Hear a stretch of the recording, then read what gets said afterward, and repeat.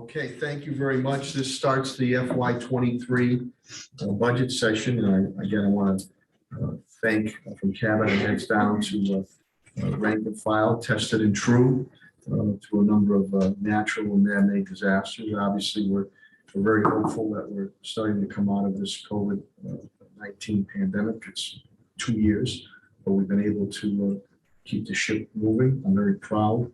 The finance departments and award-winning finance department headed by CAFO TJ Plant. Because of the moves we made in the past, we've been able to keep a strong financial position so that we were able to provide everything and anything needed to our residents and business community and our workforce, to preserve and protect our workforce, to keep services going. And we were also able to go after every dime we could on the federal and state level to make sure that we're able to augment the budget. And because of that situation, we're able to, I think, keep services going forward. I also think we'll be able to do some strategic things in each and every department. But I'm just very grateful to everyone working together. It's always trying to run a mid-sized urban center in America, but with the pandemic that we had to face, everybody really came through, and I'm just from the bottom of my heart, I'm just very, very thankful. Today we're going to have opening up with A&F Finance, and that's with CFO TJ Flynn and Deputy CFO Melanie, the Budget Director, and the rest of the staff here. And we also 301, Director Roy Goodman is going to be here too. 301 has been highly appreciated. I always get great feedback from the residents, business community when they call 311. Capital Assets Constructions, that's Pete Garvey, will continue to do a tremendous amount of building, especially schools. And HR Relations Attorney from Mahoney will be here. And then benefits will be back to TJ. So with that, I'm going to see if TJ and your team have any opening comments at the time. Our Chief of Staff, Tom Ash, and the opening comments. With that, we'll go right into the budget. We're going to run, again, we're trying to be efficient, effective, strategic, and compassionate with our budget, and respectful to the taxpayers, but to keep important core services going and to keep quality of life services going, and to hit on some major projects, whether in our neighborhoods or our business district area, and create a good 4-letter word, jobs, JOBS, continue to create those 4-letter words. TJ? Great. Thanks, Mayor. I'll dive right in for going through the A&F budget request. So, actually, Mayor, I'm actually hitting 15 years here with the city next week. So, it's actually kind of. Just kidding, Joe. So happy to report that we actually just sold debt, and we had our bond rating reaffirmed at AA- from Standard & Poor's. We actually, in addition, received the GFOA budget award for the 14th year in a row.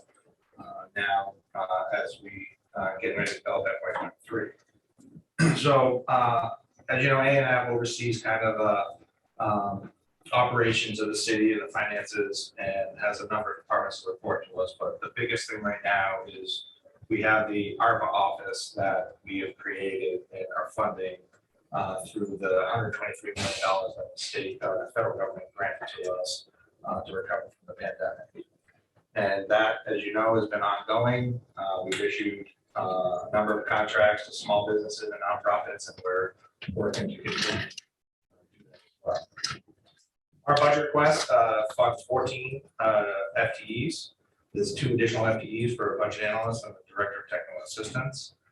So the increase will fund not only our general fund operations, but we also have the ARPA office that's located up on the 4th floor. Generally, our overall request is level funded across the board for all different accounts. We fund the NMA's dues and membership that for on behalf of the city, and then we have professional services that we utilize throughout the year that does different types of bringing expertise from different areas. that, I'll open up to questions if you have any.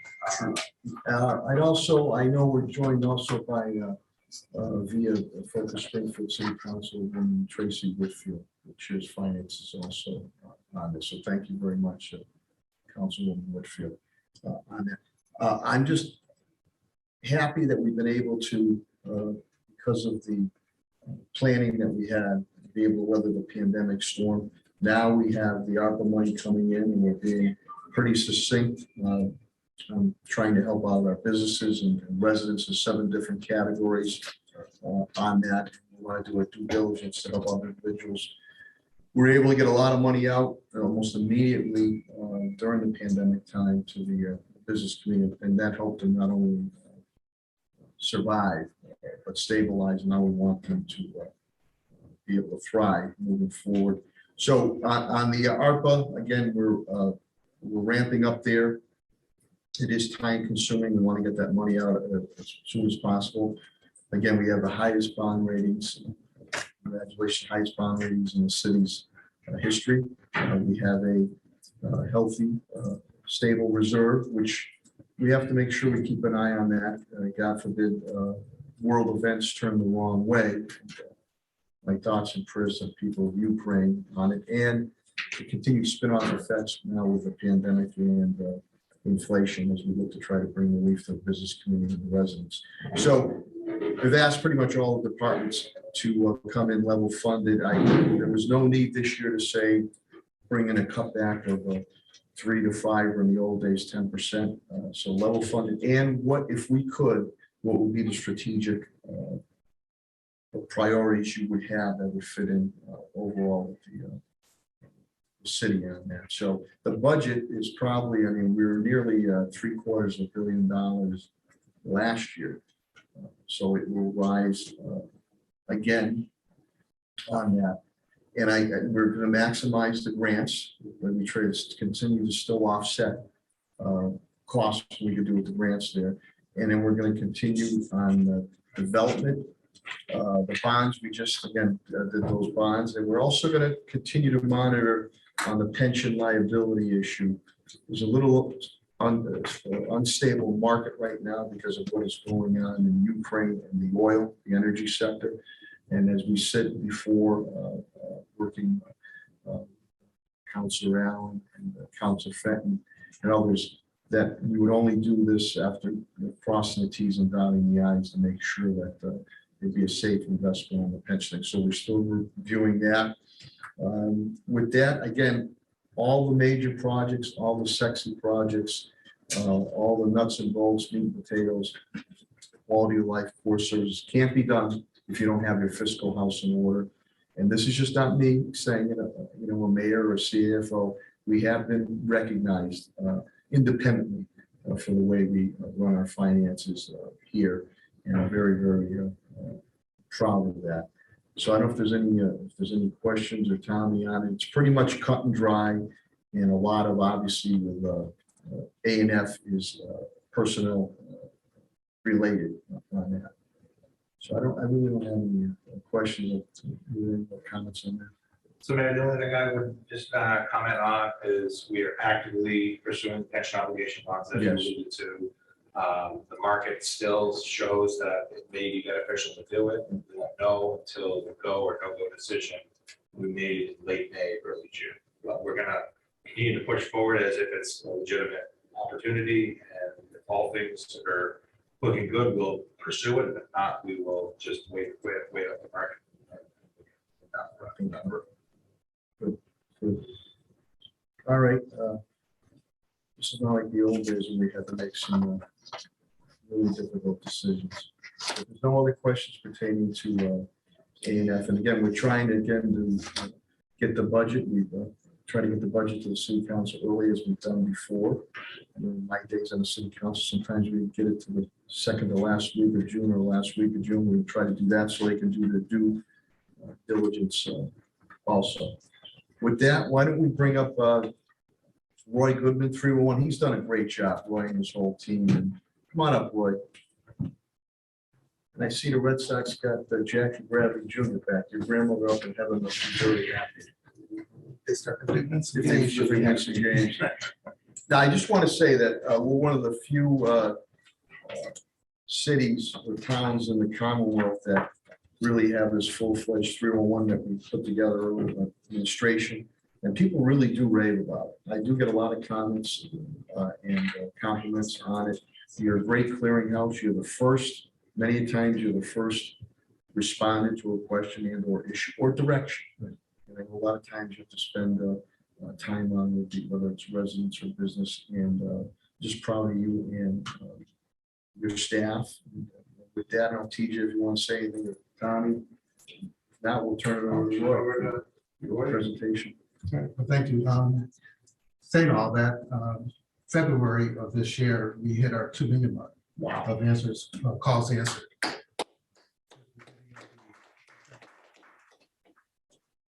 So we started, 301 department started in March of 2009, and in February of 2022, we answered 2,006,408 calls. And that will continue to rise. During fiscal year 22, there's been a total of 95,655 calls answered by customer service reps from July 2021 to February 2022. Calls has decreased from last fiscal year, and the reason being is because we're back down to the pre-COVID numbers. Yeah. During the COVID time, our numbers were very high, so we're back down to the pre-COVID numbers. And so far this calendar year, we've answered 20,627 calls in the month of January and February. We still work with the other departments, DPW, the assessor's office, collector's office. You know, the DPW, our main thing with them is doing the trash forms. A lot of, we've answered 335 forms we received for opt-in for the trash service for the city. So we're continuing to have that grow. The assessor's office, we've been working with them, giving out real estate abatement forms. The deadline for that will be April 1st. So that started in July. Those forms were available, and April 1st will be the deadline for that to come in. We just recently worked with the assessor's office as well, getting the overvalued applications out. Those were available in January. The deadline for that was February 1st. Now the assessor's office has started scheduling appointments for those residents who applied for those. That was last week. They scheduled those appointments. Our office took all the calls for them and scheduled the appointments for the assessor's office in regards to that. Yeah, so this is the first year we've done this where everyone has taken a call on behalf of assessors for applications. And each of the assessors, based on a ticket created by Roy and his team, called every homeowner that had a question and explained to each the impact of their valuation of taxes. So this was hands down one of the best years we've had in terms of overnight applications. And it's to Roy's team to their credit for how we manage that. So That's being proactive, because many times it's difficult for residents to navigate. How do you go about that abatement, or what statutory abatements that you qualify? Right. But sometimes they need to know that you have to apply for those every year. And again, we're going to, with TJ and I, we're going to continue to look to see what we can do pertaining to relief, continued relief down the road. But that was being very proactive and much appreciated, Roy, to you and your team. So our budget really is kind of straightforward. One thing we would like to try to increase in our budget is our salary and wages, if possible. The reason for that is we currently have 10 full-time employees. Thank you to the PRC committee, who last year we had 9. They did approve an additional employee for us. So that kind of worked out for us. With the criteria with the 301 department, we have to have a bachelor's degree. And we're not able to keep our staff. They're looking to move on to other departments. We lost 2 seasonal employees. They went to other city departments. One went to the assessor's office, and the other went to the Springfield Public Schools Department. So we're looking They at mainly do because, and they did mainly because of They had a bachelor's degree and higher pay, higher pay. Okay, so that's what they were looking to do. So, So, yeah, so, Mayor, we actually probably should explore the job requirements as it relates to 311, because I understand when we created the job description, it required a bachelor's, but we're realizing now that a bachelor's isn't necessarily required to do the job, and we're actually losing folks. They come in, they stay, what, 6 months, a year, maybe Yeah. 2 if you're yeah, lucky. they cut their teeth. So the big thing there is I'm willing to look at that because it's all about customer service relations, and being able to be patient, keep your cool, knowing where to direct a person or how to assist a person.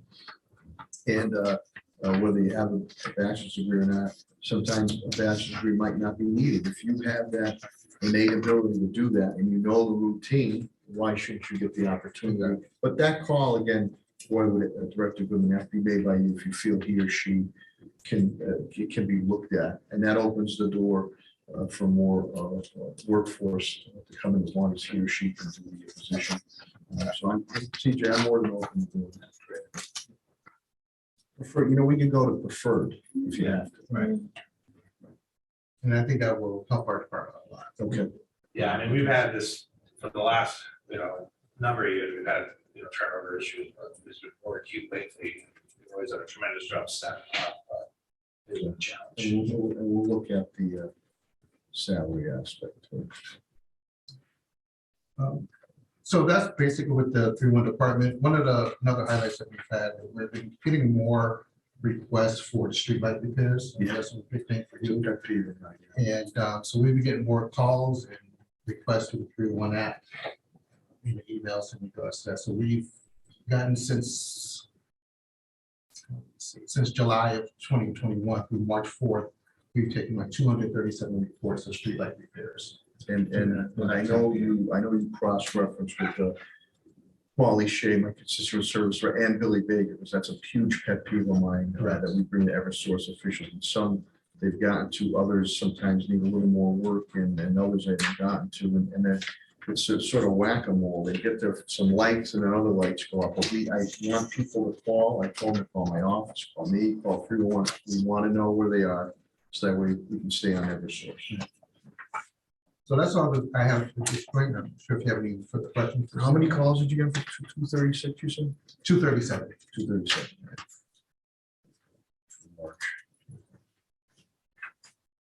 I don't have any questions, unless TJ and staff or Tommy has any. The 301 has been fantastic. It's been really a godsend, and I'm glad we pursued this a number of years ago as a clearinghouse. So from there, I also want to thank Director Goodman and his team, men and women there, because many a times during snowstorms, you are working and taking calls if people have any issue besides a snow map you have and follow up those and also on the trash type issues. Any other questions you found? No, we're good. Roy, appreciate it. Thanks, Roy. Thank you for the job. Feel good. Billy, were we on at all or no? Audio's good. All right, so I We're wanna having make sure- technical difficulties with the camera. I apologize again for the technical difficulties, but Mr. Director Goodman made a nice presentation. I want to make sure we heard that. I don't have those problems.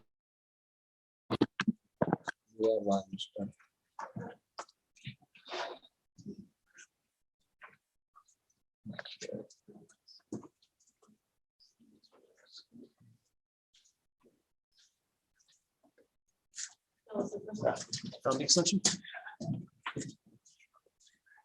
Trying to get the camera working again.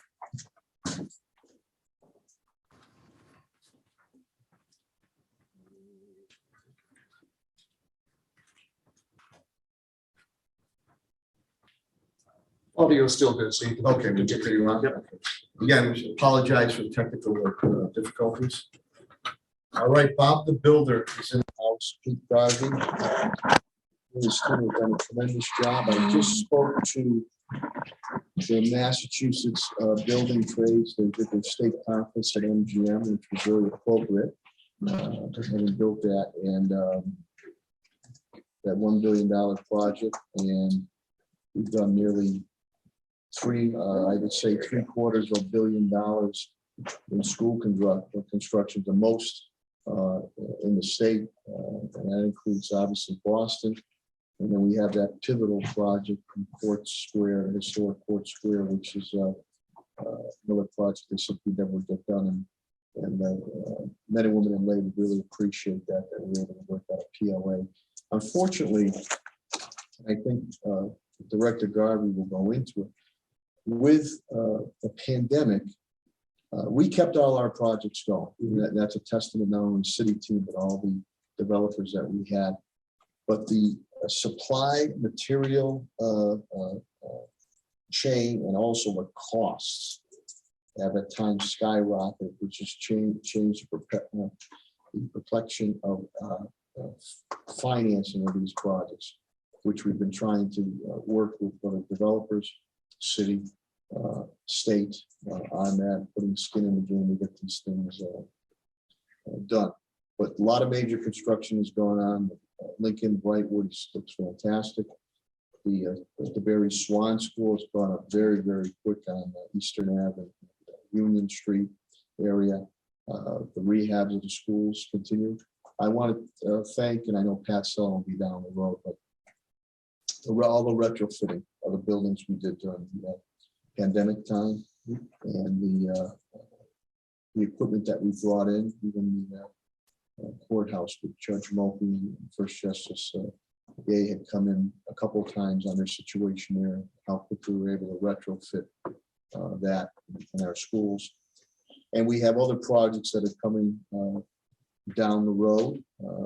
ARPA will create an opportunity, as we did with post-tornado, to build projects that we need for the community and the residents and neighborhoods, and some other major economic projects, which will set the table for economic development and more job creation. But Garv, you and team have done a great job, and financing SBA, finance team, and Pat Sullivan to getting those requests in. So I'm very appreciative. I don't know, TJ, if you want to say anything.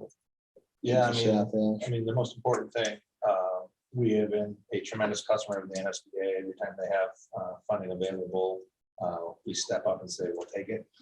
We built a number of new schools and rehabs through the state of interest program, a number of other schools. So, Pete, I know your department is only 5 people, is relatively small, but the work that you do is profound and has a lasting impact on the city. Just the last thing I want to say, you brought up a good point, TJ. When the state had their maiden voyage of trying to do something new and putting 2 schools together, they came to the city of Springfield. And we cut that deal in 45 minutes with the parlay, though, saying, I'll do Lincoln Brightwood if you give me, at the time it was the Berry Homer. And they said, okay, Mayor, we'll make the deal. So we were able to get 2 schools out of it. So again, most in the state. Director Garden? We also have the school departments. I forget what they call their money. What's their money called? Oh, it's the Hazard funds. ESSER. We're going to be doing that. So we're doing a lot of work with them. They're forking over around a little under $40 billion that will be managing, and all the ARPA funds will be managing. But the larger projects, the sexy projects are, they're ongoing. Just to bring up a little bit about how much cost escalated, the Brookings was 82 million, or Brookings was actually 27 million. It was 28, yeah. 28 million. Brookings was 82 million, and DeBerry Homer is 95 million. So it's going straight up. And finding people to do the work, it's pretty tough out there right now. We're in a good position right now with our larger projects because we're about 99% bought out. So we know what the costs are. So there is opportunity for escalation for some of the contractors, but we'll monitor that pretty closely.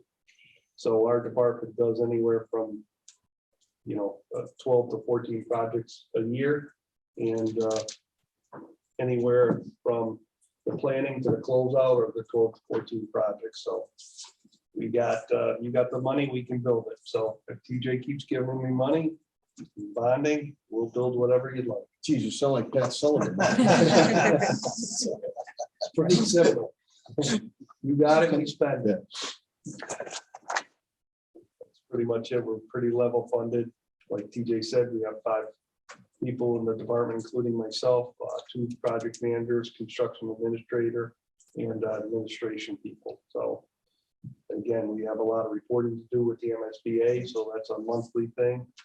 We have federal projects, which is 1 Allen Street, the dam, water shops pond, the solar project. So a lot of our funding comes from different sources and a lot of reporting on those different sources. You're being very humble, Pete, because and something near and dear to my heart, the Duggan field, which we're putting, It's on there. it's on there, and we're It's gotta come on the way smart money, money. we keep, jockeying public, private on that, and that'll, again, will be the Ted Plum Field, taking what was at Putnam there. I know Gary Brown is up in heaven now, stayed on, but that's gonna be a great complex. A city our size needs that for the residents and the youth of the area. Central Field is used, the Birdie Field is used tremendously. We're doing some rehab on the central fields now. Also, and I'm excited, I had Park Commissioner Jay Griffin in Stone Soul Group last week, I believe. And we're very excited with Pat Sullivan. We're very excited. We're doing some big improvements to Blum Park.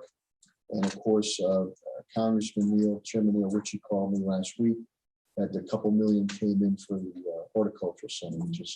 We want to do what Smith College does there. So we're on that, and the Forest Park Master Plan. All the schools, we've gone through those.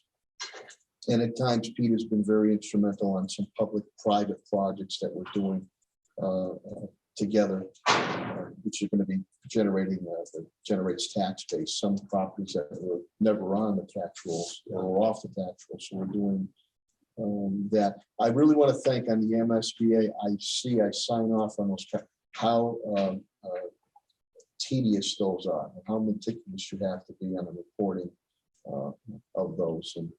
But we've done park improvements, the Sam Bolin Park as well to see. Continue to get with that monstrosity of MCBI down, and improvements will continue there. So I don't, TJ, if you have anything else, or Tommy or Pete. I mean, kind of the only. Or what would you like if you could get something within reason? Careful. Yeah. Well, I did say to Kat, listen, we might be able to do a little bit more this year, depending how needed and strategic. Pete, how far along with the central high school fields that I want to upgrade to turf fields? We're in planning right now. We have a meeting with Tad and crew this week. So we should have something out. We're hoping to have something out in the summer of this year, but we just need to look at lead times to make sure we're not making, because that's all synthetic field. So it's about a $7 million project, and we just have to make sure we get the product, petroleum-based product, and everyone knows what petroleum is. Those costs will escalate. And I want to give a shout out to Principal Tow Cars, Mr. Central, and to Coach Watson and Coach G of the girls hoop team, and Coach Watson of the boys basketball team. Doubleheader sweeps the last 3 weeks. Been at all the games. They are now in the Final Four of the state tournament. Hopefully they'll be able to bring home some more state championships, as the football team did with Pop Watson and the Griffin boys and crew there. Central is really the home of scholars and champions, and we're very proud of it. Very proud of it. Tad's very driven. Yes. Yes. he Very is. motivated, major. Exactly. Anything, I know you have other highlights, anything else you want to highlight? I know we're doing border replacements. We're trying to work on Campanile. So we need federal state money there. I mean, I guess the only update on the water shops Oh. pond, just because I know that's, Water popular. shops plan, we're gonna be filling next month. How long Yes. it take to fill? Depends on the weather, so we were out there the other day with Councilor Allen and a couple other neighborhood folks looking at it, so we're in pretty good shape. We did have some setbacks on that project as far as COVID, because it is a one of a kind gate, it's 110 feet long, Yeah. 4 foot high, and it's made in Pittsburgh, Mass. In a facility, so they were in and out of that facility as far as being shut down and being able to work. So we're heading in the right Yeah, direction. good. I'm glad you brought it up, TJ. Pat Sullivan and I, on the request of Reed's Landing, the senior living housing at Reed's Landing, that request us to come and spoke of that. They were very excited knowing that the water is coming back there. And I know there's some people that might be viewing, they might say, what's the big deal about a dam? Well, there is a big deal. When we did the Van Horn Dam, if that, and we worked very closely with Bay State Health System, Bay State Medical Center, and with the state and with Congressman Neal, if on the Van Horn side, if that dam ever went in Van Horn, or the lake there, that would engulf the only level 1 trauma hospital in Western Massachusetts, the emergency there. So we're able to, that's been stabilized a number of years ago. If the Water Shops Pond Dam ever went, that would hit Maple High 6 Corners immediately, but would literally flood the south end and the downtown area. So that's why these things are being done. And again, we're also working on a renewable energy source there. And we're working with Fish and Wildlife to make sure we're putting the right fish back into the pond, because we get technical if we put the wrong fish in there or we eat all the other fish, and we have no fish. So it's really kind of cool to work with all the really different departments as far as that one was concerned. There had to be at least 8 regulatory agencies that we had to go through on that one. So it was a good project. A lot of people touched it. So Alphabet soup acronym. I also want to, with Tina Quagliato, Sullivan, Tina Q, and the rest of the team, we were the only, TJ, if I'm correct, and Lindsay and Melanie, I think we were the only standalone city in the country to receive that resiliency grant because of the way we handle all the natural man-made disasters some 10, 11 years ago. And I think that was about 17.8 million. And this allowed us, and I think we were able to parlay more money to do these types of projects. yeah, that was 2014, September of 2014 was the competition, and we rose to the top. Yeah, and again, none of us are perfect, but when accolades are deserved to the team, we do get recognized not only regionally, statewide, but nationally. The only standalone city. All the other ones were regions, they were states on it. So, all right, we're going to continue nuts and bolts stuff on the MSBA. Boiler replacements, roof replacements, door replacements, window replacements, and we're going to continue to put statements of interest in.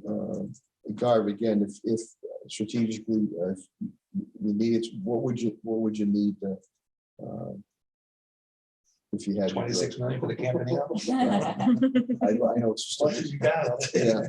We need to get a cobbling of federal and state because there's other things we need to get to for the residents of this. We eventually we'll get there. There was other projects that people said we never get done in the city, and we've been able to accomplish it. But you've stabilized it, and I've been able to climb up those stairs with you. The view is tremendous. Yeah.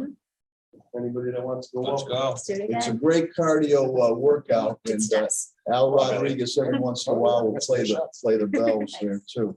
I guess you could see on a clear day you could see downtown Hartford down there, Oh, yeah. and into the Berkshires area. So Look okay, at the pictures. He would appreciate it. I'll take Thanks, pictures. Come on, Lindsay. okay. Next on the hit parade is human resources and labor relations attorney Bill Malone, please. Good afternoon, Mayor. Hey, Bill.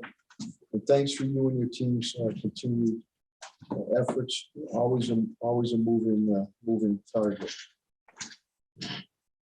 Mayor, Director Garvey was saying we're taking money out and building anything. I built a shed once, Mayor. I'll take whatever you got. Let me know. Is that shed still standing? No. One hammer, the whole thing came down. That's it. Mayor, for HR, we have a number of responsibilities. I'll touch on some of them though, as part of my presentation. We do all the onboarding, the advertising, recruitment, personnel records administration, background checks, core, I-9s, We do the safety for sitting, CDL testing for pre-employment, post-accident, follow-up testing. We have to manage all that, pre-employment physicals, civil service administration. We do the unemployment management for all city and schools. We do the workers' comp management for city and schools. Negotiating for labor contracts. We handle everything at NCD, Department of Labor Relations, Civil Service Appeals, Arbitration, Grievance Administration. So we're kind of touching on a whole number of areas with a pretty small staff. This past 2 years, we've been very active in the COVID response that we've led.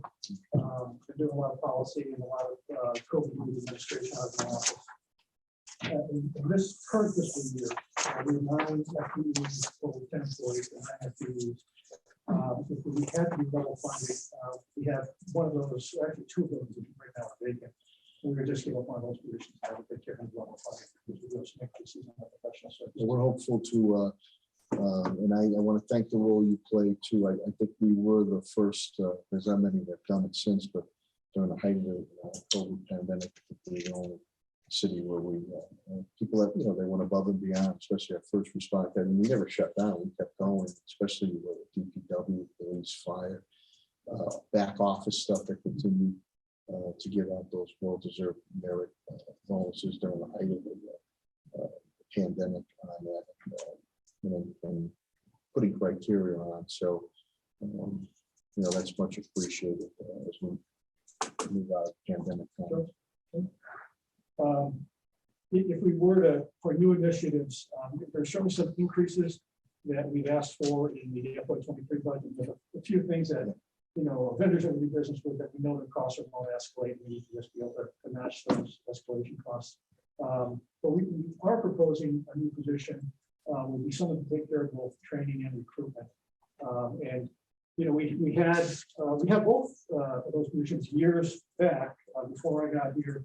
We had someone that was just doing recruitment, and of course, some budget cuts. We had to let that position become vacant. And then we had a trainer, organizational development, Tom Melton, who was promoted into the veteran services position. We did not backfill that. But we think at this point might be a good opportunity for us to, recruit this office, to go with the resignation, all that term. I do hear from the department quite often that there's some difficulty in getting candidates. It'd be great to have someone who can take care of recruitment for the city. Just focus on that and some training opportunities. Yeah, because we've sort of, I know with the attorney Talia, she's done a great job trying to pinpoint certain things that we had on certain workforce development things on it. We were doing more and more before the pandemic on it, but I know that's something we could look at. Also, just I think with the budget, we also are looking.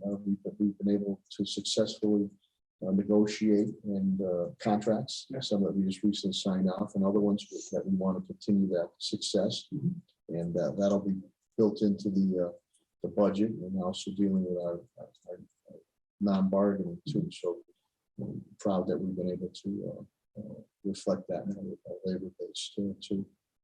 So right now you're going to be level, but again, Bill, if you had your druthers, you'd like to be able to do that training and recruitment or fill the other 2 positions you have. Yeah, one of them we're not going to fill is the backfill for the training developer. Okay. But we would like to bring on a person. I think it'd be a bonus to see if we actually just focus on that specific. Do you have any questions, Tom? No, all set.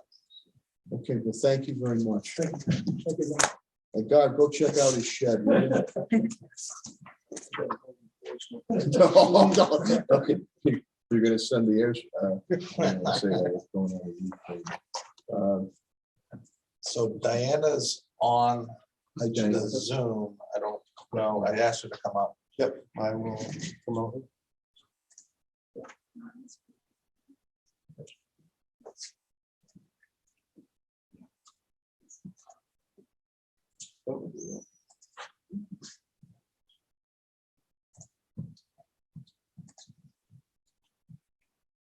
She have to accept on her end.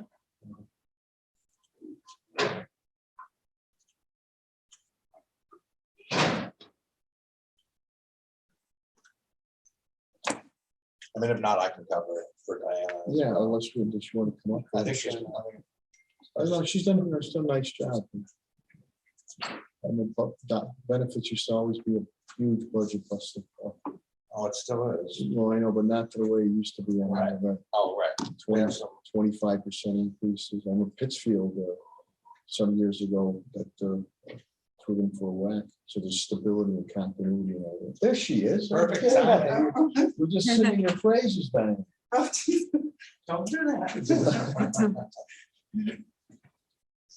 I didn't know if I should stay up here or No, not. no, It's only a Zoom, so No, that's fine. We're watching you on Zoom. great to have you up with that. And I appreciate you come in and you've done a very good job doing your team. And I just was saying that in the old days, whether under my administration, my days with Mary Hurley's man, benefits would always be a huge budget buster. There wasn't continuity, stability in the rates. One year you could be increasing 8-9%, next year 25-30%, and that comes off the bottom line of the budget. And people always are sensitive when it comes to insurance, so we appreciate your efforts. I don't know, TJ, if anything you wanted to say. No, I mean, the most important thing is the city's been with the GIC for a number of years now, and that has been a stabilizing force, as you alluded to. That's given us the chance to kind of really hone in and understand the budget needs of the city. And Diana's task now is to make sure that the health insurance plans that exist are matched up to the needs of the employees. And that's kind of really excel, is matching kind of the local programs to plans rather to the employees' needs. And that's the kind of customer service piece that not only is better for the employee, it's saving the city millions in the process. So with that, Diane, I don't know if you want to go over your overview of kind of your department. Yeah, pretty much, we have some good staff down there. We've had some tough times. We are working on a lot of things right now. We're using pivot tables to find discrepancies, which has been wonderful. John Mandy's been helping with that. And we've already found about 25 people that we've managed to fix, and we'll be. And that's only been 1 week. Yeah. Doing some data reconciliation. And that's Yeah. good, and that's good to know, just for public, we have these checks and balances and bells and whistles in there, so if something we could pick up on and it can be adjusted and or corrected if needed Right. on a stopgap measure. That's the hard part, is that when 6,000 people on a bill, it's hard to reconcile it every month. So this maybe is just- a way to help it. Yeah, so we brought John Mancy back out of retirement to help us build reconciliation databases that matches up Munis, the GIC bill, and then ultimately the plans that employees are Yeah, on. you've done a great job. the school And department. the exception reports that come out are the ones we look into, which Yeah. we're able to kind of reconcile. So Yeah. it's been tremendous to have John come back with the skill set to teach and train our employees. Definitely helps a lot to do that.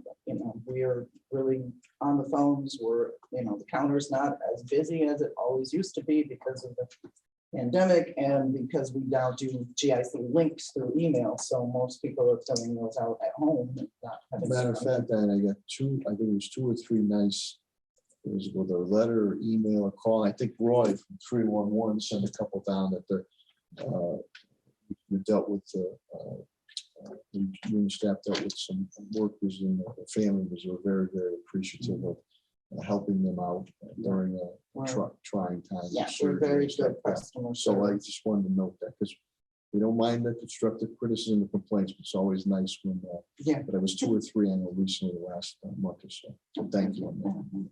That's good. So, they kept it pretty low for our inflation overall on GIC, so that's a good thing. We are asking for a little bit of additional funding for some Munis training. Okay. We'd like to see what the full capability of the benefits module is, so that we can use that to help to keep up with all this stuff and catch things before they go bad. So the important thing for that piece of it is we want to utilize the employee self-service when it comes to open enrollment. Okay. So the employees can kind of enter in, so we're not rekeying in the plans that they may or may not have chosen, that they entered in directly. GIC just went to electronic signature, so it no longer requires a wet signature. So we're able to kind of start heading down that road. Munis has a robust benefits module that I don't know if we're using to the full capabilities. That's what we want to get to. Yeah, help us work better and Anything else, Diana, that you might need down there? staff. Okay. That stuff, I guess what I'm asking this Yeah, year's a unique year where I'm able to ask. yeah, we've just been short staffed pretty Strategic much the whole year, so we're trying. It's not from lack of trying. No. Matter. It's lack No, I know, that's the other thing, we put out a number of advertisements or posting, and I think somebody said it when we started the budget session. It's the era of the great resignation. People just don't want to work. Something I would say, they don't want to work. Yeah. So we're gonna, I mean, there's jobs out there, and we're looking for qualified people, preferably Springfield residents too. So, all right, we'll keep. So just for, I guess, for anyone that's watching, but we are going down this thing called purchasing power. That is a tool for our employee, or not tool, it's a thing for our employees to be able to buy refrigerators, dishwashers, all that, and have it actually withdrawn from their paycheck. So if they have a hardship, if they can't, like a fridge breaks or something, they can go onto this website and actually elect to pay through a payroll deduction. That's going to be a new benefit that we're rolling out for our employees. We have a flexible spending account that we're pushing out there for employees that want to take advantage of a flexible spending account. And we actually just are implementing Colonial Life Insurance, where they're coming, and if you meet with Colonial, every employee can get a $10,000 policy for free, just by sitting down and going through the option. So we're doing everything we can to give employees all the benefits and maximize the benefits that exist. So those are two major initiatives that Diana's working on right now. Okay. Anything else, Dan? No, I'm good. I think that for today, that concludes the budget session. We'll be going for the next 2 weeks. I thank the viewers are there. I thank City Councilwoman Tracy Whitfield. She chairs finance with the City Council, who is on this meeting also. And we'll continue the budget hearings through this week into next week. And I believe we go a little bit further into the following week. Again, for the viewing audience, this is subject to change due to scheduling of situations arise pertaining to the city. But we're going to look to keep moving forward, and then we'll try to get it as early as possible, as we've done before, to the City Council, so they can do their due diligence, and we'll continue on investments in neighborhoods, businesses, downtown, quality of life, public safety, schools on it. And last thing I'll say on schools too is the investments that we've made there and the initiatives and the programs. I'm happy to report. I'm glad it finally aired in the Sunday Republican, which was good, front page. I appreciate that. We sent that out probably a month or so ago. When we took over some 14 years ago, our graduation rate was hovering at about 50%, 14 years ago. And that's unacceptable. And our dropout rate was, TJ, was 12, maybe I think 13%. I'm going back when we took over. And it really, through Superintendent Warwick, who really accelerated this when he came on board a few years later, I'm proud to say that our graduation rate now is 84% plus, and our dropout rate is 1.9. A huge decrease, huge increase. More to be done, but that's where the foundation is. We get that education, we're going to have a multitude of opportunities for positive pathways in life. So, but in order to do that, you have to have a good, solid financial foundation, which we do. We're winning finances, and that allows me or our administration to be able to do those sexy projects. So, good health, everybody, and we'll see you tomorrow. God bless. Thanks. Thank you.